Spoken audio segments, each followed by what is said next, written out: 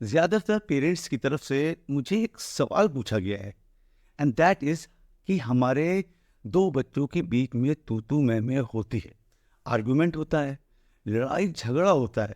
उस सिचुएशन को हम कैसे हैंडल करें? तो दोस्तों, यहाँ पर मैं आपको कहना चाहता हूँ कि ज़्यादातर मदर एंड फादर शायद घर के अंदर जब दो बच्चों को, तो दोनों बच्चों के बीच में जो आर्गुमेंट होता है, शायद टीवी के रिमोट को लेकर, शायद खाने को लेकर, शायद खिलौने को लेकर, तू मैं होना, आर्गुमेंट होना, वो बहुत नॉर्मल बात है। हमें ये चीज़ ध्यान में रखनी है कि अगर वो लड़ाई या आर्गुमेंट हद से ज़्यादा बढ़ जाए, बच्चे एक दूसरे के ऊपर हाथ उठाना शुरू कर दें, अगर एक दूसरे को ज़्यादा हर्ट करना शुरू कर दें, तो हमें रोकना चाहिए। नंबर टू, जो मैं इम्पोर्टेंट चीज़ शेयर करना चाहता हूँ एंड दैट इज़, अगर बच्चे एक दूसरे के लिए डिसरेस्पेक्टफुली या शायद गाली का इस्तेमाल करते हैं, तो वो एज अ पेरेंट हमें बच्चों को रोकना बेहद ज़रूरी होगा। ये सिचुएशन के अलावा अगर छोटी मोटी आर्गुमेंट होती है तो होने दें।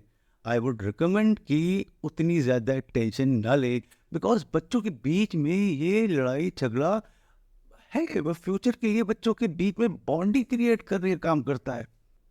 और अब जो मैं आपको साथ शेयर करने जा रहा हूँ, दैट इज 4 पावरफुल स्ट्रेटजीज जिसके थ्रू आप हर सिचुएशन को हैंडल कर पाएंगे। न सिर्फ झगड़ा रोक पाएंगे, बल्कि आपके दोनों बच्चों के बीच में ज़्यादा प्यार एंड ज़्यादा रिस्पेक्टफुल रिलेशनशिप को भी आप डेवलप कर पाएंगे। लेकिन हाँ, आगे चलने से पहले मैं रिक्वेस्ट करूँगा, अगर आप नए पेरेंट्स हैं और अगर आपने मेरे चैनल को सब्सक्राइब नहीं किया है, तो प्लीज़ मेरे चैनल को सब्सक्राइब करें, ताकि हर हफ्ते आपको इस तरह के पावरफुल पेरेंटिंग वीडियो देख सकें। चलिए शुरू करते हैं। सो फ्रेंड्स, अब जब आपके दोनों बच्चों के बीच में तू मैं में आर्गुमेंट होता है, तो उस सिचुएशन को हैंडल करने के लिए मेरी फर्स्ट थिंग जो मैं आपको रिकमेंड करता चाहता हूँ, दैट इज, वो आपको बड़े बच्चे का साथ देना है। मैं रिपीट करूँगा, बड़े को सपोर्ट करना है। इसके अंदर देखा गया है कि सारे पेरेंट हमेशा बड़े को बोलते हैं, बेटा तुझे कॉम्प्रोमाइज़ करना है, तू बड़ा है, तू ध्यान रख, तू बड़ा है, तू छोटे को दे, वो छोटा है उसको लेने दे, वो छोटा है उसको खेलने दे, वो छोटा है उसको खाने दे। पर दोस्तों, मैं कहना चाहता हूँ, मेरा ये पर्सनल ऑब्जर्वेशन है कि जो घर के अंदर छोटे बच्चे को बोला जाता है कि जो बड़ा कहे वो तुझे करना है, वो घर के अंदर अर्जुन तैयार होता है। वो घर के अंदर कि ये कहे तो बाहुबली तैयार हो जाता है। फिर होता है जो घरों के अंदर बड़े लोगों को फोर्सफुली बोला जाता है कि आपको छोटे का कहना मानना है, उसको ख्याल रखना है, तो उसको वो घर की अंदर, सॉरी टू से, पर दुर्योधन तैयार होता है। वो घर के अंदर बलाल देव तैयार होता है। मैं आपको स्ट्रांगली रिकमेंड करता हूँ, आज के बाद बड़े को कभी ना कहें कि वो छोटा है, तो समझ में कहना चाहता हूँ कि आज के बाद हमेशा छोटे को बोलने की ज़रूरत है कि तेरा ये बड़ा भाई है, तेरी ये बड़ी बहन है, वो जो कहे वो ही तुझे फॉलो करना है। And so very first and the most important thing, इसमें आज से पहले आपसे ये गलती हुई है कि आपने बड़े को बोला है कि वो छोटा है, उसके लिए तो जानने दो, तुम छोटे हो, दे दो, तुम छोड़ दो। और क्योंकि सब हमेशा बड़े को ही कॉम्प्रोमाइज़ करने को बोलते हैं, उसे बड़ा बच्चे के दिल में ग्रजेस बनना शुरू हो जाते हैं। उसके दिल में आ जाता है कि मम्मी पापा सिर्फ छोटे से प्यार करते हैं। जब लगातार बड़े बच्चे को हर चीज़ में समझाने को बोला जाता है, तो ये बात उसे बहुत चुभती है और इसका असर हर चीज़ पर पड़ता है। सबसे पहले उसके एकेडमिक्स पर, उसके कॉन्फिडेंस कम डाउन रहता है, शुरू हो जाता है, और वो बच्चा धीरे धीरे इंट्रोवर्ट होने लगता है। दोस्तों, अगर आप इस सिचुएशन से गुजरते हैं, मैं आपको स्ट्रांगली रिकमेंड करता हूँ कि आप छोटे को नहीं, हमेशा बड़े को सपोर्ट करें। बड़े को मोटिवेट करना, बड़े को एम्पावर करना, ये एक गोल्डन सीक्रेट है। Next is avoid giving personal position. ज़्यादातर पेरेंट्स पहले से ये हैबिट रखते हैं कि ये तेरा सामान है और ये मेरा सामान है। वो दोनों सेम होते हैं, सेम खिलौना, सेम कपड़े, सेम साइकिल, अलग अलग। और ये करते हुए पेरेंट्स प्राउड फील करते हैं कि मैंने, वो नहीं जानते कि बच्चे को अलग अलग सामान देना। आप टेम्परेरी आर्गूमेंट्स, लड़ाई को तो रोक लेते हैं, पर सिर्फ कुछ टाइम के लिए। पर मैं कहना चाहता हूँ कि जब यही बच्चे बड़े हो जाएंगे और अपनी प्रॉपर्टी क्लेम करने कोर्ट में जाएंगे, तो वो लड़ाई झगड़ा किसी भी पेरेंट को पसंद नहीं आएगा। मेरी रिसर्च के हिसाब से जो भी बच्चे शुरू से मिल बांट के सामान इस्तेमाल करते हैं, उनकी वही सोच आगे भी जाती है, वो आपस में मिलजुल के रहते हैं। मैं आपसे पूछना चाहता हूँ, जब आप छोटे थे, क्या आप अपने भाई बहनों के लिए अलग अलग सामान चीज आती थी? जवाब ना ही होगा। वो खिलौने पहले बड़े ने यूज किए, फिर छोटे ने यूज किए और फिर उससे छोटे भी यूज किए। ये बच्चे भी ज्यादा होते थे पर सामान एक ही होता था। और ये किसी एक चीज के लिए नहीं, ये चीज हर सामान के लिए होती, चाहे वो खिलौना हो, चाहे वो कपड़े हो, चाहे वो साइकिल हो, बुक्स हो, कुछ भी हो सकता है।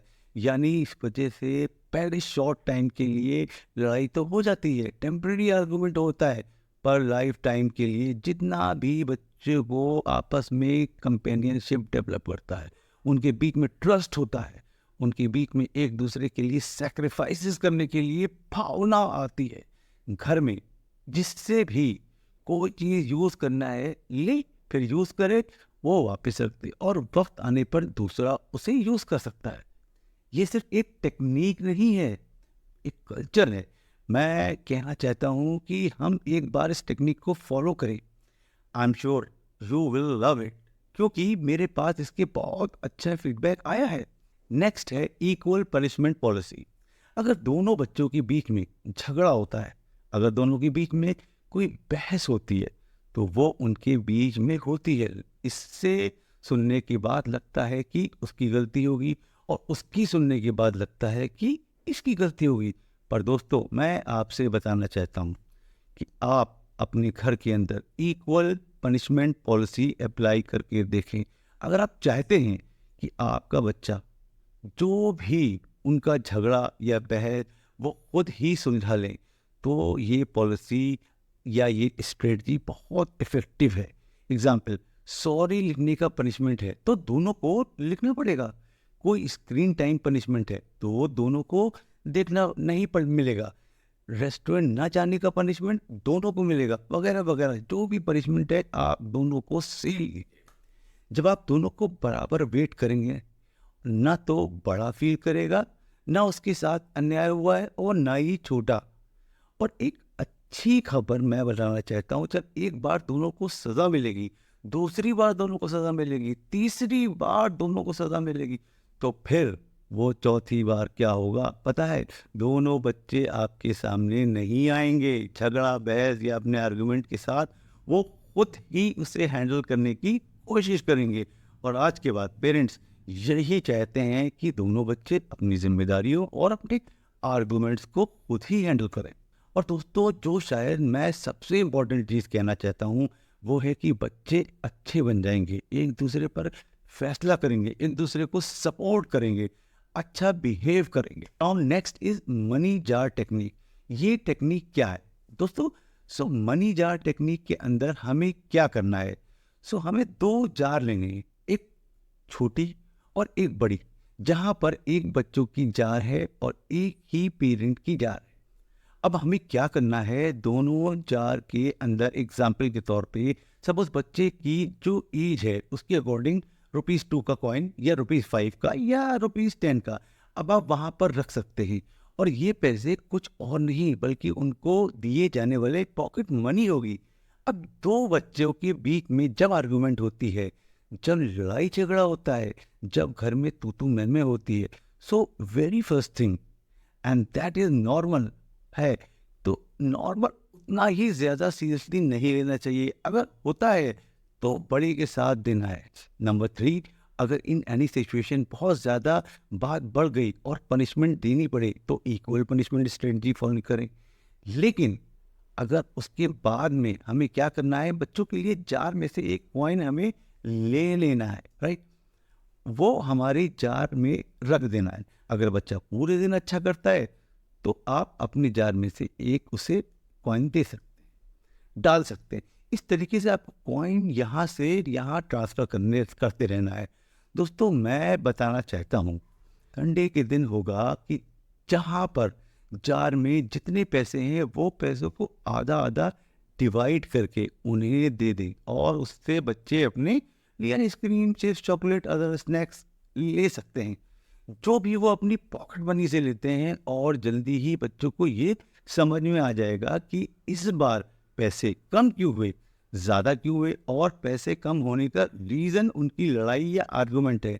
तो दोस्तों, मैं कहना चाहता हूँ, नेक्स्ट डे से ही विल ट्राई, हम लड़ाई झगड़ा नहीं करेंगे, हम अपनी चीज़ आपस में ही सॉल्व करेंगे। तो ये टेक्निक आप ज़रूर फॉलो करें। दोस्तों, आज के लिए बस इतना ही। अगर आपको मेरा वीडियो पसंद है, प्लीज़ मुझे कमेंट बॉक्स में लिखकर ज़रूर बताएं, और वीडियो को लाइक और चैनल को तो ज़रूर सब्सक्राइब कर दें। Thank you.